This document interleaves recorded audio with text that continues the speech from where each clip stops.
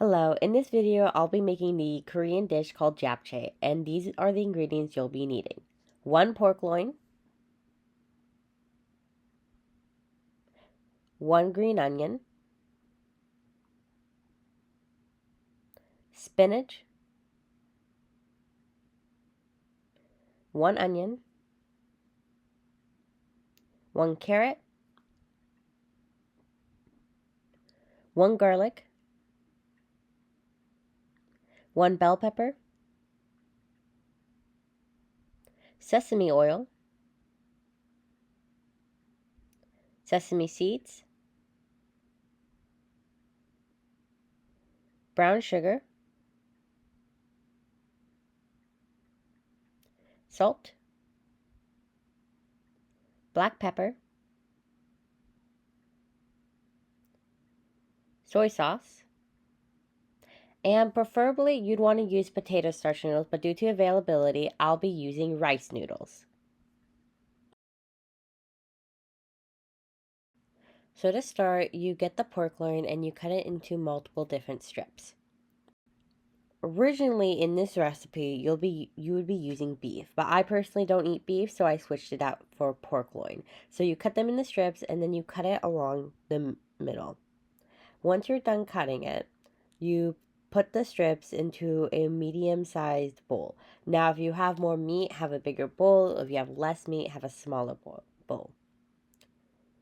So here I'm having to rip apart the pieces. You wouldn't always have to do that. This is due to multiple reasons. It was due to my knife being too dull, and it was also having to do with the fact that I didn't cut properly through the fat.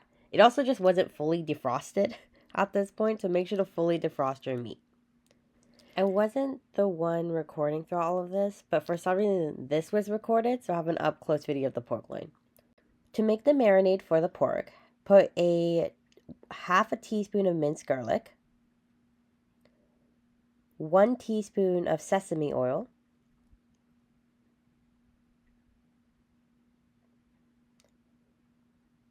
1 tablespoon of soy sauce, and then usually you'd put a teaspoon of rice wine, but I just couldn't find that anywhere, so I never ended up putting it in. And then also just a few cranks of black pepper to your liking. Also not called on the recipe, but I also added a bit of salt into it for personal preference. Again, you can opt out on that. You don't actually have to add it. Then you want to start cutting all your vegetables. Now, I don't have the best cutting techniques, as you can tell from this video, as I'm not the greatest person with a knife. But what you want to do is just peel your carrot and then cut it into thin pieces. You can also just go to the store and buy the pre-cut, like shredded carrot. I didn't think of that, so I ended up having to do this. And then you want to cut the peppers into thin slices as well. Now, traditionally, you'd want to julienne them, but that's just not a skill I know how to do. I did try to before this, and I just wasn't able to properly do it. So instead, I just did a more laid-back cutting technique, let's say. It got the job done, so that's all that matters to me. So you just want to make sure they're all cut up in tiny pieces. Then for the green onion, you want to just cut it into small pieces. I only used 1 green onion since there's only 2 of the people I was making this for using the green onion as a topping. But if you like green onion or if there's more people using it, make sure to cut up more green onion. Also, great point to say, you're also meant to add mushrooms into the dish. I don't eat mushrooms, but if you were to add mushrooms, you just want to make sure to clean them, remove the stems, and thinly slice them. Then I have the onion. So I cut a piece of the onion off, and then this is really up to personal preference again on how you like your onion. I just peeled it, rinsed it, and then I did beyond just thinly slicing it. I tried to make sure the pieces were as tiny as possible so I couldn't feel or taste them. But you could also do a bit bigger slices if you actually like the onion. But I personally just like it for flavor. I don't like actually feeling it. So as you can see, I made them into little tiny cubes. Then you want to put them all on a plate together to save it for later. Afterwards, you want to take as much spinach as you like and just rinse it with hot water and then switch to cold water. After finishing, you want to start with the seasoning. So do a half a teaspoon of minced garlic, 1 teaspoon of sesame oil, which I'm adding now, and then you want to just put some salt in. This is just to add a bit of flavor to the spinach once you cook it later. Also, up to preference, you can just boil it instead of cooking it. Next, you should make the marinade for the noodles, and if you had mushrooms, mushrooms. So you want to put 4 tablespoons of soy sauce in, and then once you're done putting the soy sauce, you can either use a different tablespoon or just wash the one you have, which I'm currently doing in the video. And then you want to put 1 tablespoon of brown sugar, and then 1 tablespoon of the sesame oil, which I'm pretty sure I'm just grabbing. It's taking me a second. So yeah, 1 tablespoon of sesame oil. And you could also add 1 tablespoon of honey. I didn't own any, so I couldn't put it in.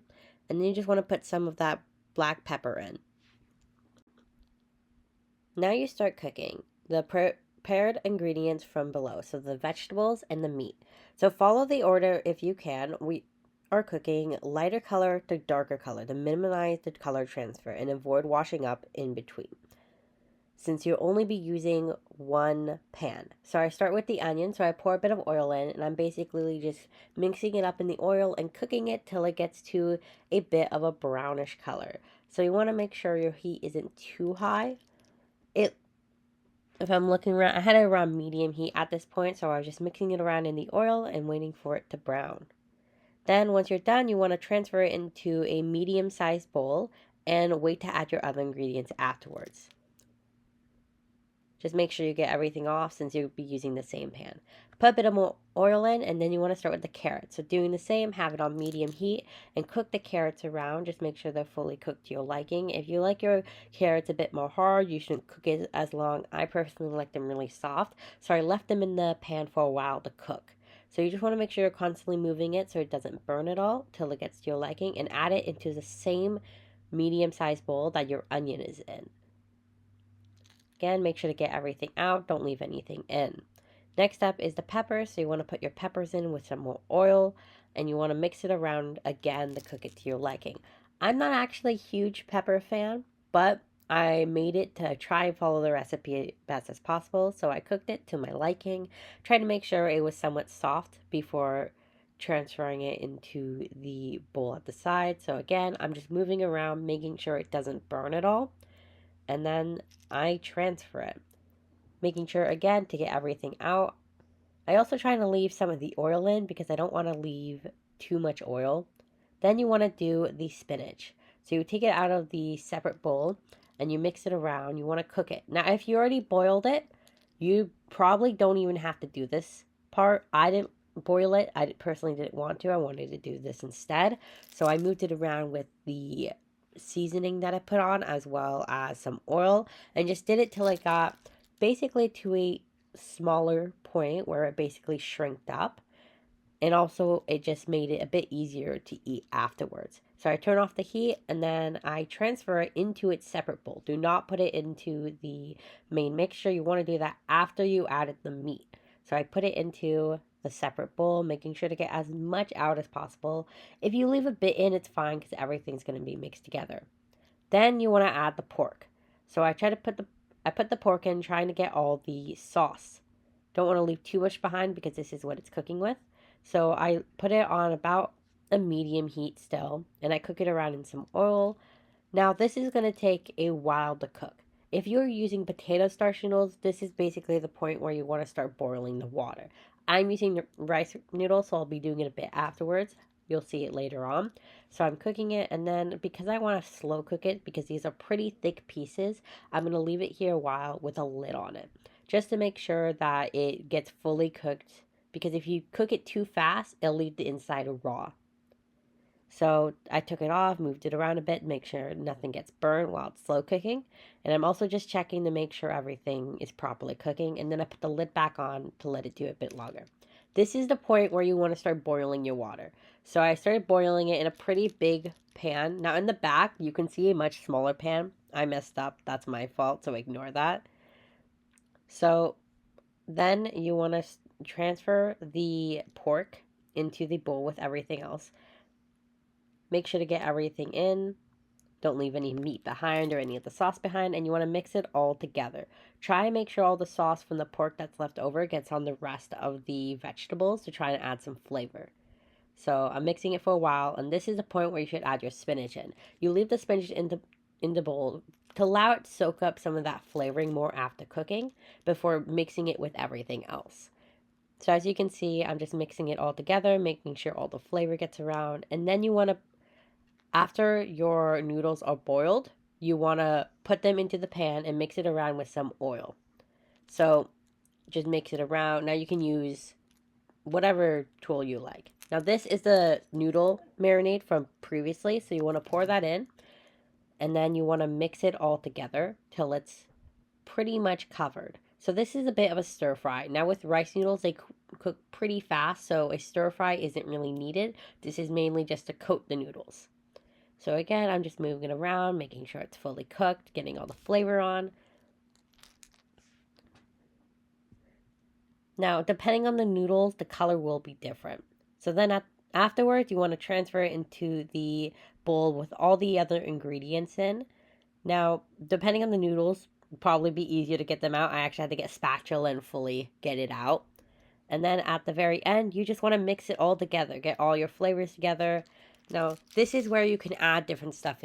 If you like it to be a bit more saucy, you can throw some more of that soy sauce in. If you wanted a bit more salt and pepper, you can do that. I personally didn't touch it. I left it how it was. And then this was the final product. So I just put it in a bowl, topped it off with some sesame seeds and some green onion, and it was good to go. So that is basically how I made japchae. During the end part of this video, I just want to talk about what japchae is and its cultural significance to Korea's history.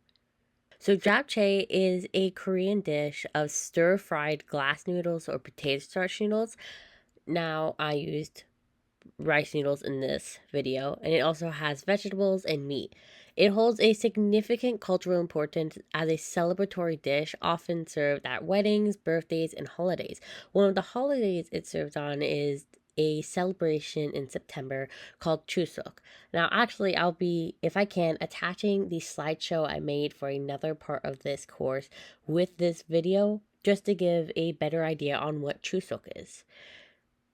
So, japchae, the ingredients symbolize health, wealth, and happiness, making it a dish shared with loved ones during special occasions.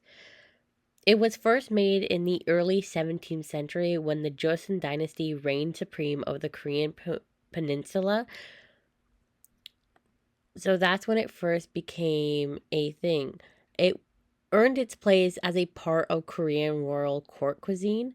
Like many other firmly rolled dishes, japchae began to gain popularity as a food for non-royals. So it started with the royals, with like the kings and at that time, and then it began to gain popularity with non-royals. So in the past, it was mainly a dish served to royals, and nowadays, in comparison, it's just a way to symbolize longevity, good health, wealth, happiness, the things I had said before. And it's also not just eaten in Korea. It is a meal which is shared through multiple countries. Japchae is also popular in Chinese culture since they hold a lot of symbolism when eaten during significant events. In China, noodles are frequently eaten during the start of the lunar year and on birthdays, so that's when japchae is also eaten in China. So it has significance through multiple different countries and cultures. Now it comes from Korea, but it's spread across Asia, and there's also similar dishes in other parts of Asia, similar to japchae, which holds similar cultural significance and just meaning behind it. That's just to give a little bit of an idea on what japchae is and its significance behind it. I personally know it from Chuseok and how it's eaten during Chuseok as a way to connect with family and being able to honor ancestors at the time. So it's just one of the many meals shared between families, since it's a dish where it's commonly eaten from a big bowl and you basically just take your serving out of it and just put how much you want into your own bowl. So it's a way to share food with people in a very easy way.